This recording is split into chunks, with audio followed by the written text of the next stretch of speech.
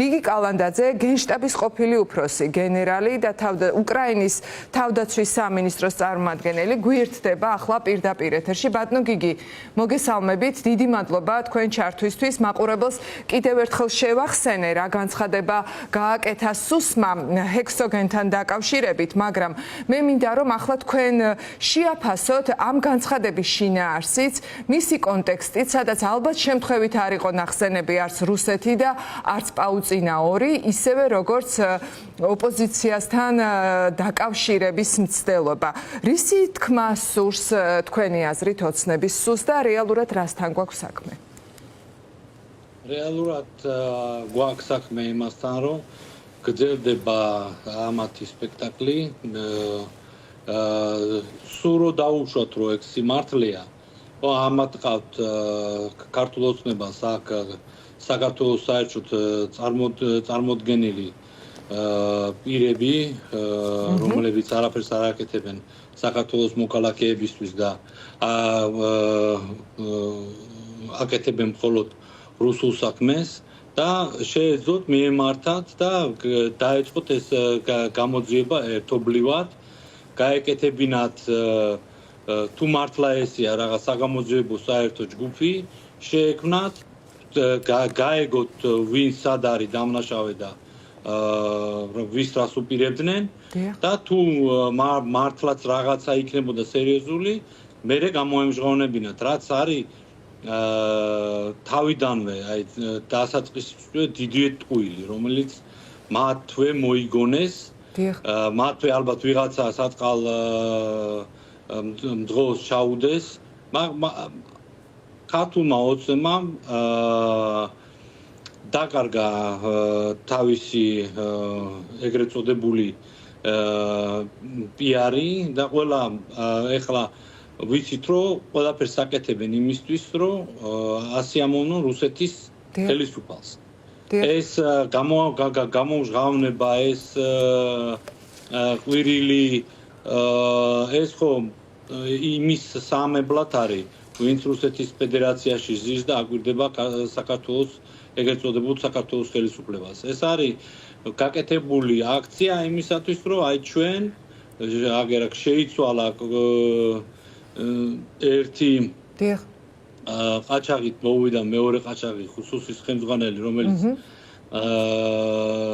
პირდაპირ კრიმინალთან არის დაკავშირებული და თვითონ ახლა თავის კრიმინალურ საქმეებს ერთი მეორეზე უფრო მეც გამოაჩენენ ამ მოკლე დროში და ამითი რა იყო, რომ მოვიდა დინარაძე, ხო, დინარაძე არის სუსტი აჩვენა ეს ხო არის აი როგორ გითხრათ, ეს არის ძალიან ძველი, აი როგორც ბიძინას უყავს ტრიუკი იმისათვის, რომ ჩვენ ვაგრძელებთ თქვენთან კაი ურთიერთობას, უკრაინა ჩვენთვის ითვლება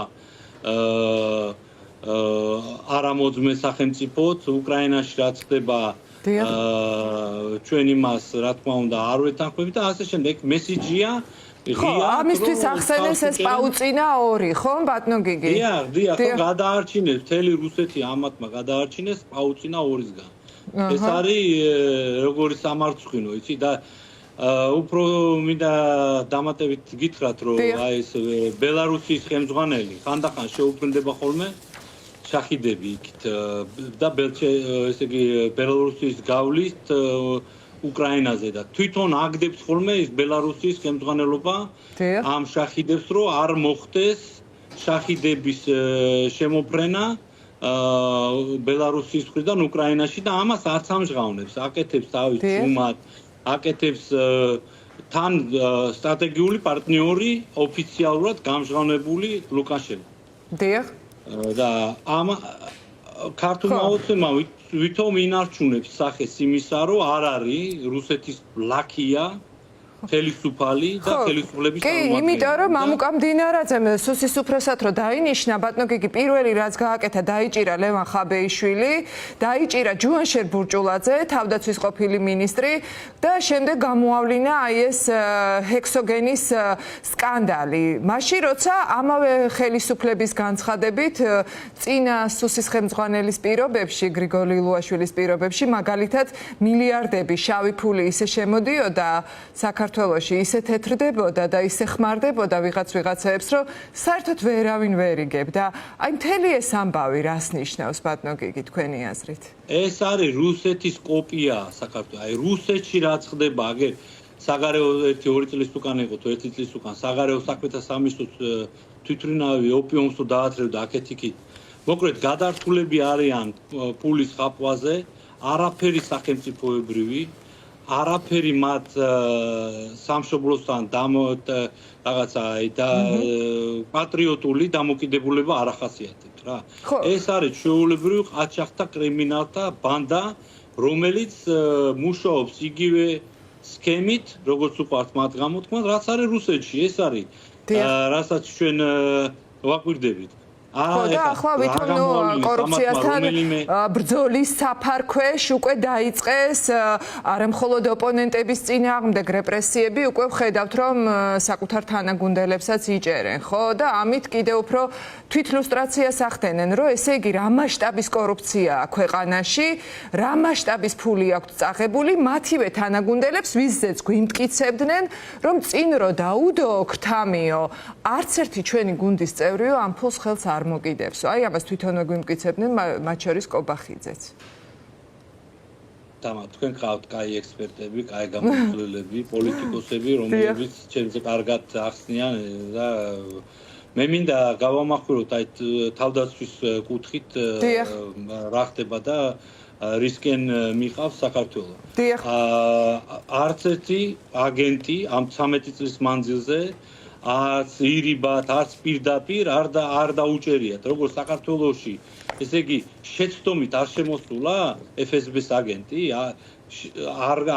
არ იციან, არ დაუკავებიათ, უჩუმრად არ გაუშვიათ უკან, გამოუცხადებიათ ტელევიზიით, რომ FSB-ს აგენტი იყო შემოსული, ცდილობდა უკრაინაში გაეგზავნა ქართველი მოქალაქე და ეს ყველაფერი ხო, უკვე სახეზია. 13 წლის განმავლობაში თუ საქართველოს დამოუკიდებლობა ესენი ინარჩუნებენ, როგორ ერთი FSB-ს ქსელი ვერ გამოაშკარავეს და აქ გაუბედურებულ მძღოლს იჭერენ თუ არა, ისიც კიდე გასარკვევია თუ ეს ყველაფერი იყო ამათი დადგმული სცენარი.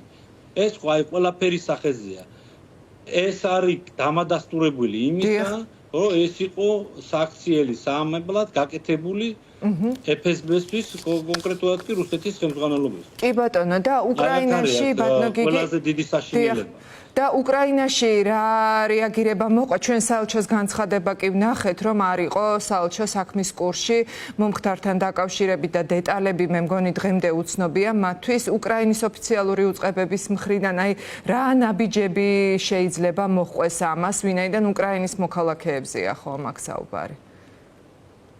უკრაინის ხელისუფლება ყოველთვის ცდილობს იქიდან გამომდინარე, რომ იცის ქართველი ხალხის, საქართველოს მოქალაქეების განწყობა, ძირითადი უმრავლესობის რო არის პროუკრაინული და არის ზუსტად ისეთი, როგორც არის მთელი ევროპის და მთელი მსოფლიოს ცივილიზაციის მხარდაჭერა, იგივე არის და ცდილობს, რომ არ გამწვავოს ისედაც უკიდურესად გამწვავებული ურთიერთობა საქართველოსთან და სამარცხვინო ურთიერთობა ვიტყოდი მე, იმიტომ რომ ჩვენ გვაქვს პრობლემა რუსეთთან, ჩვენ დაგვამარცხა რამოდენიმეჯერ, ჩვენთან მოახდინა ის გენოციდი,